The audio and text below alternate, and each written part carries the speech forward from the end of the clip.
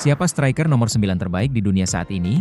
Pertanyaan sederhana, tetapi jawabannya sama sekali tidak mudah. Karena di era sepak bola modern, kita sedang menyaksikan beberapa penyerang paling luar biasa yang pernah ada. Ada striker yang mengandalkan kecepatan. Ada yang mengandalkan kekuatan. Ada yang hidup dari insting mencetak gol. Dan ada juga yang mampu melakukan semuanya sekaligus. Namun kali ini, kita tidak akan memasukkan pemain sayap atau penyerang yang lebih sering bermain dari sisi lapangan. Fokus kita hanya satu, siapa 7 striker nomor 9 terbaik di dunia saat ini? Mari kita mulai dari peringkat ke-7. Peringkat 7, Julian Alvarez. Nama pertama dalam daftar ini adalah Julian Alvarez. Striker asal Argentina ini bisa dibilang masih menjadi sebuah teka-teki. Karena di satu sisi, Alvarez sudah memiliki CV yang luar biasa. Ia pernah menjadi bagian penting dari Manchester City ketika meraih treble. Ia juga menjadi bagian dari skuad Argentina yang menjuarai Piala Dunia 2022. Namun di sisi lain, konsistensi Alvarez masih menjadi pertanyaan. Musim lalu bersama Atletico Madrid, ia hanya mencetak 8 gol di Liga. Untuk seorang striker yang dikaitkan dengan nilai transfer mencapai 150 juta euro, angka tersebut tentu terasa mengecewakan. Terlebih jika nantinya Alvarez benar-benar pindah, tekanan terhadap dirinya tentu akan semakin besar. Tetapi jangan salah, pengalaman bermain dalam pertandingan besar membuat Alvarez memiliki sesuatu yang tidak dimiliki semua striker muda. Ia tahu bagaimana bermain di bawah tekanan. Masalahnya hanya satu, bisakah Alvarez menemukan konsistensi yang membuatnya benar-benar masuk ke jajaran striker elit dunia? Jika sistem yang tepat ditemukan, bukan tidak mungkin kita akan melihat versi terbaik Julian Alvarez dalam beberapa tahun ke depan. Peringkat 6, Mikel Oyarzabal. Oyarzabal adalah salah satu penyerang paling efektif yang dimiliki Spanyol. Ia mencetak gol kemenangan di final Euro 2024. Kemudian di Piala Dunia, ia kembali menunjukkan ketajamannya dengan mencetak 5 gol. Dan dalam periode terakhirnya bersama timnas Spanyol, produktivitas Oyarzabal juga sangat luar biasa.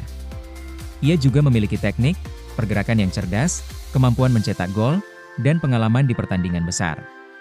Namun justru karena tidak terlalu mengejar sorotan, namanya terkadang berada di bawah radar. Dan mungkin itulah yang membuat Oyarzabal begitu menarik. Ia tidak perlu menjadi pemain paling terkenal untuk menjadi pemain penting.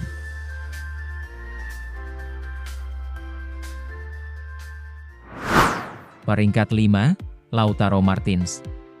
Di posisi kelima ada kapten sekaligus mesin gol Inter Milan, Lautaro Martinez. Lautaro adalah salah satu striker yang seringkali tidak mendapatkan penghargaan sebesar yang seharusnya. Padahal statistiknya berbicara dengan sangat jelas. Ia sudah mencetak puluhan gol untuk Argentina dan ratusan gol bersama Inter Milan. Bersama Nerazzurri, Lautaro juga telah memenangkan beberapa gelar Serie A. Bahkan, ia 2 kali menjadi top scorer Serie A dan yang lebih mengesankan, ia telah membawa Inter Milan mencapai 2 final Liga Champions. Lautaro bukan hanya striker yang menunggu bola di dalam kotak penalti. Ia mampu bergerak, membuka ruang, menekan lawan, mencari celah di antara bek, dan menciptakan peluang dari situasi yang terlihat mustahil. Di Piala Dunia 2026, Lautaro juga menjadi salah satu pemain penting Argentina dalam perjalanan mereka. Namun pada final, ia harus memulai pertandingan dari bangku cadangan karena kebutuhan taktik tim. Yang jelas, Lautaro Martinez adalah striker kelas dunia.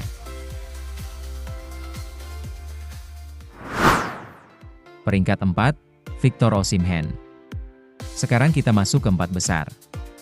Dan di posisi keempat terdapat salah satu striker paling menakutkan secara fisik, Victor Osimhen. Menariknya, striker terbaik keempat dalam daftar ini justru bermain di Liga Super Turki. Padahal, kualitas Osimhen sebenarnya sangat cocok untuk klub-klub elit Eropa. Osimhen adalah tipe striker yang bisa membuat bek lawan terus berada dalam tekanan. Berikan sedikit ruang, dia akan berlari di belakang garis pertahanan. Berikan bola di kotak penalti, dia bisa mengubahnya menjadi gol. Dan ketika berduel secara fisik, ia juga bukan pemain yang mudah dijatuhkan. Penampilannya di Liga Champions melawan klub-klub besar seperti Liverpool dan Juventus semakin menunjukkan bahwa level Osimhen sebenarnya masih sangat tinggi. Pertanyaannya bukan lagi, apakah Osimhen cukup bagus untuk bermain di klub elit Eropa? Pertanyaannya justru, mengapa dia belum menjadi ujung tombak salah satu klub terbesar Eropa? Jika mendapatkan sistem yang tepat dan konsisten sepanjang musim, Osimhen masih memiliki kemampuan untuk kembali menjadi salah satu striker paling dominan di dunia.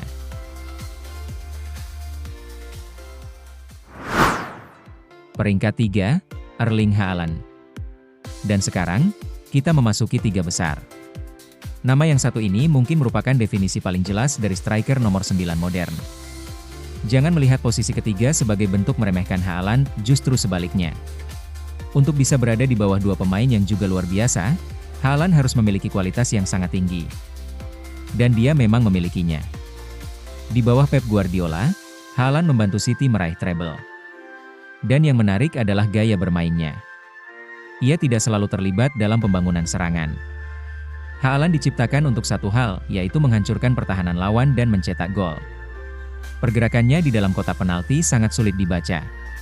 Tubuhnya besar, langkahnya panjang, kecepatannya luar biasa, dan penyelesaian akhirnya sangat mematikan. Haaland terus menunjukkan bahwa naluri mencetak golnya bukan sekadar produk sistem Manchester City. Ia memang memiliki bakat alami sebagai pencetak gol. Jika mampu mempertahankan produktivitasnya selama beberapa tahun lagi, rekor-rekor besar bisa mulai berjatuhan. Peringkat 2, Kylian Mbappe. Dan sekarang kita sampai pada posisi kedua. Striker yang kecepatannya bisa membuat pertahanan lawan terlihat seperti berhenti.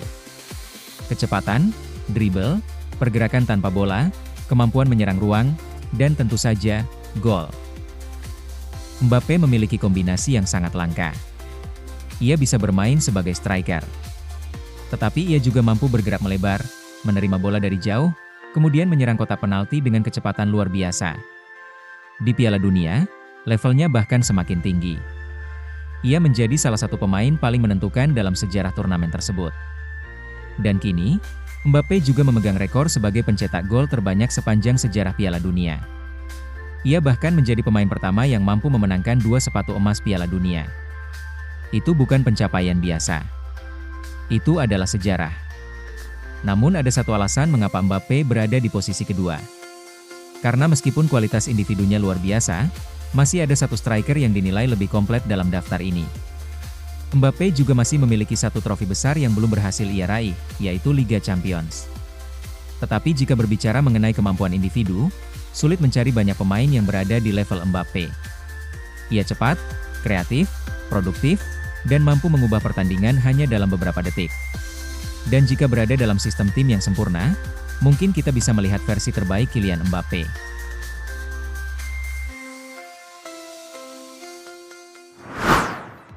Peringkat 1, Harry Kane. Mengapa Kane? Karena ketika membicarakan striker nomor 9, kita tidak bisa hanya melihat jumlah gol. Tapi tentu saja, jumlah gol Kane tetap luar biasa. Musim lalu bersama Bayern Munchen, Kane mencetak 61 gol di semua kompetisi. Sebuah angka yang sangat sulit dipercaya. Dan bukan hanya mencetak gol. Kane juga meraih sepatu emas Eropa untuk kedua kalinya. Bahkan ia menutup musim dengan hat-trick di final DFB Pokal. Namun yang membuat Kane berbeda dari Haaland dan Mbappe adalah kelengkapannya. Kane bukan sekadar finisher. Ia bisa turun jauh, menerima bola, mengatur tempo, mengirim umpan, membuka ruang untuk pemain lain, dan kemudian kembali masuk ke kotak penalti untuk menyelesaikan serangan. Dengan kata lain, Kane bisa menjadi striker sekaligus playmaker. Jika Haaland adalah mesin gol, dan Mbappe adalah senjata berkecepatan tinggi, maka Kane adalah striker yang hampir mampu melakukan semuanya.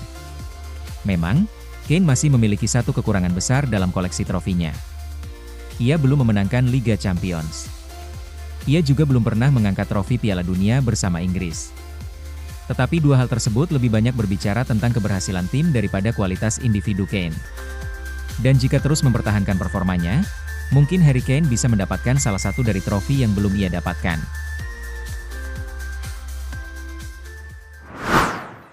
Jadi, inilah 7 striker terbaik dunia saat ini. Namun tentu saja, ranking seperti ini selalu bisa diperdebatkan. Karena setiap striker memiliki gaya bermain yang berbeda. Sekarang giliran kalian. Apakah Harry Kane memang pantas berada di posisi nomor 1?